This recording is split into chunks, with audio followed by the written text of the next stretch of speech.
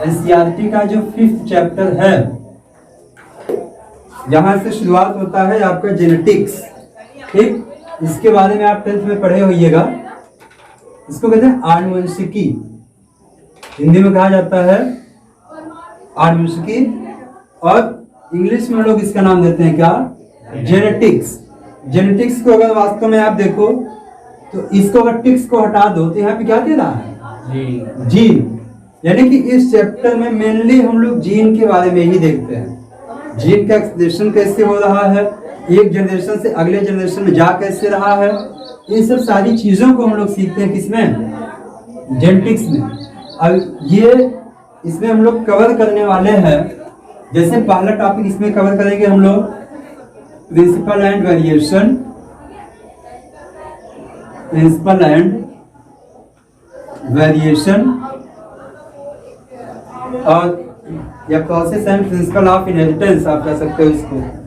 फिर हम लोग इसमें देखेंगे molecular basis of inheritance, molecular basis of inheritance, वंशागति का आणविक सिद्धांत या आणविक आधार, इसको आप कहते हो मेंडल वाला। कौन सा, मेंडल वाला चैप्टर है ये। मेंडल का नाम जानते हो ना?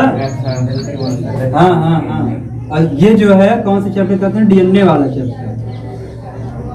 इसमें डीएनए के बारे में पूरा डिटेल स्टडी करेंगे, और इसमें हम लोग कवर करेंगे क्योंकि इवोल्यूशन भी दिया है। आप देखोगे ये 5th चैप्टर दिया है, 6th दिया है एनसीईआरटी में, 7वां चैप्टर आपका दिया है इवोल्यूशन। और इवोल्यूशन वास्तव में इसलिए दिया गया है क्योंकि हम लोग एक चीज पढ़ते हैं इसी जेनेटिक्स में ही, mutation.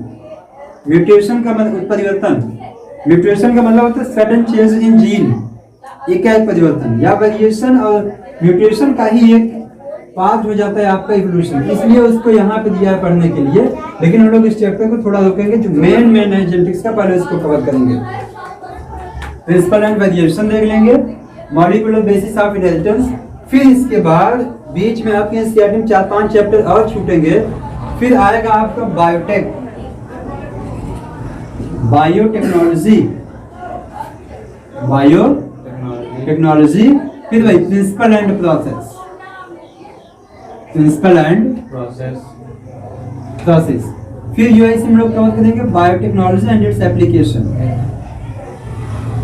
Biotech and its application. Genetic में फिर इसके बाद तब सीखेंगे इवोल्यूशन। देखो ये जो है हम अपने अकॉर्डिंग बता रहे हैं, बुक्स में आपको ऐसे सीक्वेंस बिल्कुल नहीं मिलेगा। ठीक है, ये अपना सीक्वेंस हम लोग करेंगे। पहले सीखेंगे प्रिंसिपल एंड प्रोसेस, जिसमें क्या सीखने वाले हैं, कुछ टर्मिनोलॉजी सीखेंगे, आनुवंशिकी यानी कि जेनेटिक्स की नींव कब पड़ी, उसका आधार कब बना, उसको शुरुआत करने वाले कौन थे, अच्छा वे मर गए, उनके बाद इसको कौन आगे लेके बढ़ा, क्या क्या रिसर्च हुए इसमें, मेंडल जो नियम दिए वो वास्तव में मेंडल ही दिए थे या और कोई दिया था, मेंडल का नियम या हम लोग सिर्फ कहते हैं उसको, देने वाला कोई और था। ये सारी चीजें हम लोग कवर करेंगे इस चैप्टर में। ठीक, इसी में थोड़ा सा हम लोग देखेंगे आनुवंशिक रोग के बारे में भी देखेंगे। सिंड्रोम पढ़ने के लिए है 3 सिंड्रोम, कौन कौन सा, टर्नर सिंड्रोम, डाउन सिंड्रोम और क्लाइनफेल्टर सिंड्रोम। ये 3 सिंड्रोम भी हम लोग इसी के अकॉर्डिंग कवर करेंगे। इसके अलावा इसी में थोड़ा पेडिग्री दिया है, पेडिग्री, ठीक, उसको बहुत अच्छे तरीके से हम लोग अलग से पढ़ेंगे। जितना आपके एनसीईआरटी में दिया गया है वो तो चलो ठीक है, बोर्ड में पेडिग्री से क्वेश्चंस नहीं आते हैं, लेकिन कंपटीशन में आप जाओगे तो यहाँ से एक क्वेश्चन हर साल आना फिक्स होता है। पेडिग्री हम लोग समझ लेंगे। पेडिग्री सीखने, पेडिग्री में इसी में एक चीज हम लोग को और पढ़ना होता है, जैसे नाम सुना होगा हीमोफीलिया, बलरांधता, ये सारी चीजें भी हम लोग पढ़ने वाले हैं इस चैप्टर में। ठीक, सीधा सीधा थ्योरेटिकल है ये chapter. Chromosomal theory of inheritance पढ़ेंगे इसी में। सटन और बावेरी जो दिए थे, ड्रोसोफिला पर प्रयोग किया गया था, ड्रोसोफिला मेलानोगास्टर, फल मक्खी जिसको कहते हो, इसी चैप्टर में हम लोग पढ़ने वाले हैं। फिर आएगा हम लोग को मॉलिक्यूलर बेसिस ऑफ इनहेरिटेंस, यानी कि चलो ठीक है, हम लोग इस वाले चैप्टर में एक चीज सीखेंगे कि कोई भी आनुवंशिक पदार्थ एक पीढ़ी से अगली पीढ़ी में जाते हैं। इतना सीखेंगे इसमें, कैसे जाते हैं, उसका आधार क्या है, इस चैप्टर में सीखेंगे। जैसे इसका आधार क्या हो सकता है हम लोगों का, डीएनए। तो डीएनए के बारे में डिटेल स्टडी पूरा हम लोग करेंगे मॉलिक्यूलर बेसिस में। डिटेल डीएनए का मतलब डीएनए के डिस्कवरी से लेके इस पे क्या के एक्सपेरिमेंट जेनेटिक मटेरियल है कि नहीं है, इसको पूरा देखने के लिए 3-4 एक्सपेरिमेंट हम लोग यहाँ पे पढ़ेंगे। जैसे ग्रिफिथ का एक्सपेरिमेंट है 1822 में समथिंग किया गया था, ग्रिफिथ का एक्सपेरिमेंट हम लोग पढ़ेंगे। इसके अलावा 3 साइंटिस्ट फिर आते हैं यहाँ पे, मैक्लियोड, अवेरी और मैककार्टी। मैक्लियोड, अवेरी और मैककार्टी, ये 3 साइंटिस्ट का अलग से एक्सपेरिमेंट है। फिर अगला एक्सपेरिमेंट यहीं पे है हर्शे और चेस का एक्सपेरिमेंट, हर्शे एंड चेस, इनका एक्सपेरिमेंट पढ़ेंगे। और इसी में पढ़ने के लिए हम लोगों को मिशेल्सन स्टेहल एक्सपेरिमेंट, आप देखोगे सीआरटी में हेडिंग नहीं दिया है, वो एक अलग से ब्रैकेट बना के डब्बा बना के दिया है, ठीक। तो उसको छोड़ देते हैं काफी लोग, लेकिन हम लोग इसको कवर करेंगे। और फिर इतना सीखने के बाद इसी में हम इसमें चूहे वगैरह का एक्सपेरिमेंट आगे डिटेल पूरा सीखेंगे। फिर इसी में हम लोग सीखते हैं कि सेंट्रल डोग्मा, यानी कि डीएनए से आरएनए बनना, आरएनए से प्रोटीन बनना, ये सारी चीजें कैसे बनती है, डीएनए से एचएनए या डीएनए से खुद डीएनए का बनना, ये या आरएनए से डीएनए का बनना, ये सब भी पढ़ने वाले हैं हम लोग इसी दूसरे वाले chapter molecular basis of inheritance में। इसी में और कुछ सीखेंगे।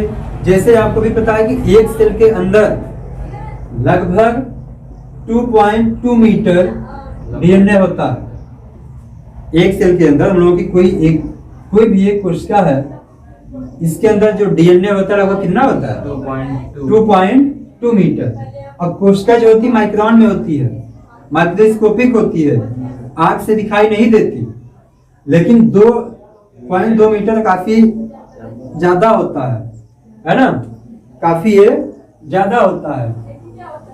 और फिर ये 2.2 मीटर उस न दिखने वाली कोशिका में भी कैसे बैठा हुआ है ना, बड़े अच्छे वाली बात है ना, कैसे उसमें बैठा हुआ है। उसके लिए एक हम लोग हेडिंग पढ़ते हैं, super coiling of DNA, DNA का पराकुंडलन, सुपर कॉइलिंग ऑफ डीएनए, वो भी इसी में सीखेंगे। और डीएनए वास्तव में बना कैसे है इसको भी देखेंगे। जैसे एक मिनट के लिए अगर मान लिया नाइट्रोजनस बेस है, शुगर है, इसके अलावा फास्फेट है, ये तीनों मिलकर बनाते हैं न्यूक्लियोटाइड। जब न्यूक्लियोटाइड कई मिल जाते हैं तो बनती है न्यूक्लियोटाइड चेन। जब 2 न्यूक्लियोटाइड चेन हाइड्रोजन बॉन्ड के द्वारा जुड़ते हैं तो बनता है डीएनए। डीएनए से हिस्टोन ऑक्टेमर आके जुड़ता है तो बनता है आपका न्यूक्लियोसोम। न्यूक्लियोसोम से बनता है सोलेनॉइड, सोलेनॉइड से बनता है सुपर सोलेनॉइड, सुपर सोलेनॉइड से बनता है क्रोमैटिन थ्रेड या क्रोमैटिन धागे, फिर उनसे बनता है क्रोमैटिड, क्रोमैटिड से जाके तो किसका निर्माण होता है, क्रोमोसोम का, यानी कि गुणसूत्र। ये है गुणसूत्र के बनने की कहानी। कैसे बनेगी ये सारी चीजें भी हम लोग इसी चैप्टर में कवर कर लेंगे। इसके अलावा यहाँ पे कुछ हम लोगों के पढ़ने के लिए है HGP, ह्यूमन जीनोम प्रोजेक्ट। और धान प्रोजेक्ट चूंकि दिया नहीं है सीआरटी में, लेकिन बोर्ड एग्जाम में आपका क्वेश्चन आता है इसलिए धान जीनोम प्रोजेक्ट पर टिप्पणी लिखी है ना। तो फिर इसके बाद जो है एक टॉपिक इसमें है बच्चे की DNA fingerprinting, DNA fingerprinting. DNA fingerprinting के फादर कौन होते हैं, father of DNA fingerprinting Alex Jeffrey, Alex Jeffrey. Father of Indian DNA fingerprinting कौन होता है, डॉक्टर लालजी सिंह, डॉक्टर लालजी सिंह। इनको हम लोग कहते हैं father of Indian DNA finger printing. अच्छा जानते हो जो राजीव गांधी की हत्या की गई थी, जानते हो ना, तो उनके जो चिथड़े कहते हैं ना, उनको बम से उड़ाया गया था, उनके जो चिथड़े इधर उधर सब गिरे थे, उसको बटोर के फाइनल प्रूफ देने वाले यही डॉक्टर लालजी सिंह ही थे, क्या कि उनकी डेथ हो गई है। उसके बाद से ही इनको जो है बड़ी पहचान मिली। ये अपने BHU के वाइस चांसलर भी रह चुके हैं, देख चुके, वाइस चांसलर भी रह चुके हैं, और बड़े खुशी की बात कि इंडिया के हैं, और उससे बड़ी खुशी की बात यूपी के हैं, और उससे भी बड़ी खुशी की बात क्या पता है, अपने जौनपुर के हैं। मेरे लिए खुशी की बात है ये अपने जौनपुर के हैं। जौनपुर में भी कहाँ, सिकरारा का नाम सुने होंगे, सिकरारा का नाम सुने होंगे, किराकर के साइड है सिकरारा के। अभी अच्छा यहीं पे रवि किशन कारीगर है, जो एक्टर है। हाँ जौनपुर बड़े, उसको जानते हो ना, ये राजू श्रीवास्तव। हाँ सर जौनपुर का है। जब अपने एरिया के बारे में पता करोगे तब कि नहीं बनाते, बराक ओबामा को बना लें अपना जो है स्टेशन। आप बगलिए हैं, थोड़ा देखो तो सिकरारा के, और एक जौनपुर के बड़े अच्छे कवि दोनों सारे हैं। नहीं है बड़े अच्छे, यहाँ तक कि जौनपुर में राग जौनपुरी भी है, म्यूजिक में राग जौनपुरी गाई जाती है, तो सराज हिंद कहा जाता है। तो सिकरारा इनका हो गया था, इनकी डेथ अभी हुई थी 2017 में लगभग, अभी जल्दी इनकी डेथ हुई थी, हाइट काफी बहुत ज्यादा नहीं थी, 2017 में इनकी डेथ हुई थी, बड़े अच्छे थे आप देखोगे। और कहाँ हुई थी पता है, बाबतपुर एयरपोर्ट पे, एयरपोर्ट पर डेथ हुई थी, बाबतपुर एयरपोर्ट पे। और ये इनके रिश्तेदारी पड़ी थी, शादी दिल्ली रहते थे, जब यहाँ से रिटायर्ड हुए वाइस चांसलर के पद से, तो रहते थे दिल्ली में, और वहीं पे अपने सच चल रहा था, तो आए थे, बनाते आ रहे थे रिश्तेदारी में, और वहीं एयरपोर्ट पे आ गया हार्ट अटैक आया, तो वहीं जो है हो गई, वहीं जो है कहानी इतिहास के पढ़ने में लग गए वहीं पे। बड़े अच्छे इंसान थे, लेकिन बड़े दुख की बात है, जिस दिन इनकी डेथ हुई ना किसी जगह छुट्टी हुई, ना कहीं शोक मनाया गया, ना कहीं शोक सभा, कुछ नहीं हुआ, एक आम आदमी की तरह इनकी मृत्यु को देखा गया। वहीं अगर किसी राजनेता की मृत्यु हुई होती ना, किसी नेता की डेथ हुई होती, सारा स्कूल छुट्टी हो गई होती 2 दिन के लिए। ये इतना बड़ा कंट्रीब्यूशन इनका साइंस में, जब तो बड़ी राजनीति होती है। हम लोगों के यहाँ एक आप नाम सुनेंगे, डॉक्टर CN राव है, डॉक्टर CN राव केमिस्ट्री के बहुत बड़े साइंटिस्ट हैं। ये अगर किसी फॉरेन में रहे होते, पूरे के पूरे नोबेल के हकदार थे। जो IUPAC नॉमेनक्लेचर होता है ना, IUPAC संस्था के भी अध्यक्ष रह चुके हैं डॉक्टर CN राव। आप NCERT देखो, क्लास 11th के NCERT का बायोमॉलिक्यूल चैप्टर देखो, वहां पे जो टेबल दिया गया है कि अर्थ क्रस्ट में कितना % कौन एलिमेंट है, उस टेबल को देने वाले डॉक्टर CN राव है। वहां देखो, वहां पे लिखा है डॉक्टर CN राव की बुक से, ऐसे समथिंग कुछ लिखा है वहां पे 11th की बुक देखो, बायोमॉलिक्यूल NCERT। तो बड़े अच्छे लोग हैं ये, पूरे के पूरे जो है हकदार थे, लेकिन कोई जतिया नहीं है। नहीं ये जो है, लेकिन कोई जतिया नहीं है ऐसे लोगों की। बड़ा अफसोस है, इस बात होता है कभी कभी। फिलहाल ठीक है, तो फिंगर प्रिंटिंग के फादर इंडियन को कौन कहा जाता है, डॉक्टर लालजी सिंह को। ये तो इतना सीखेंगे। अब आएगा biotechnology and its principle and process. इसमें हम लोग इसमें क्या सीखने वाले हैं कि जैसे मान लो कि हम लोग एक DNA से दूसरे DNA को जोड़ेंगे, ये दूसरे ऑर्गेनिज्म का DNA है, ये दूसरे ऑर्गेनिज्म का DNA है, इन दोनों को आपस में हम लोग जोड़ेंगे। तो कैसे जोड़ेंगे? जोड़ने के पहले हमको इस वाले सेल से DNA को निकालना है। क्यों? क्योंकि आपको भी पता है जो DNA होता है कहाँ पे होगा, सेल में, और सेल में कहाँ पे होगा, न्यूक्लियस में। न्यूक्लियस के अंदर DNA होता है यूकैरियोटिक में। कहाँ पे? यूकैरियोटिक। प्रोकैरियोटिक में कहाँ होता है, साइटोप्लाज्म में। ठीक। अब इस DNA को जैसे मान लो प्लांट सेल से निकाल रहे हैं, प्लांट सेल में उसकी सेल वॉल है, सेल वॉल तोड़ने के लिए कुछ न कुछ एंजाइम चाहिए होगा। पेक्टिनेज एंजाइम होता है, काइटिनेज एंजाइम होता है। फिर इसके बाद जो है हम लोग जाते हैं इसमें उसके सेल मेम्ब्रेन में। सेल मेम्ब्रेन का मेन कंपोजिशन 2 होता है। 52% होता है आपका यहाँ पे लिपिड, ठीक है, और 40% होता है 52% होता है प्रोटीन, 40% होता है लिपिड, और ये बचता है वो कार्बोहाइड्रेट होता है। तो प्रोटीन को तोड़ने के लिए कौन सा एंजाइम चाहिए होगा? प्रोटीएज एंजाइम चाहिए होगा। लिपिड को तोड़ने के लिए लाइपेज एंजाइम होगा। ये सब दीवार तोड़ के हम लोग घुसेंगे अंदर न्यूक्लियस के। अब यहाँ से डीएनए को निकालेंगे। डीएनए यहाँ से डीएनए निकल गया, यहाँ से डीएनए निकल गया। अब दोनों डीएनए को हम लोग जोड़ेंगे किसी न किसी एंजाइम की सहायता से। ये सारी चीजें हम लोग कैसे जोड़ेंगे, कौन कौन सा एंजाइम होगा, कितने समय, क्या कुछ वहां पे टेम्परेचर वगैरह भी देना होगा या नहीं देना होगा, PCR, polymerase chain reaction, gel electrophoresis, ये सारे टॉपिक्स हम लोग पढ़ने वाले हैं किसमें?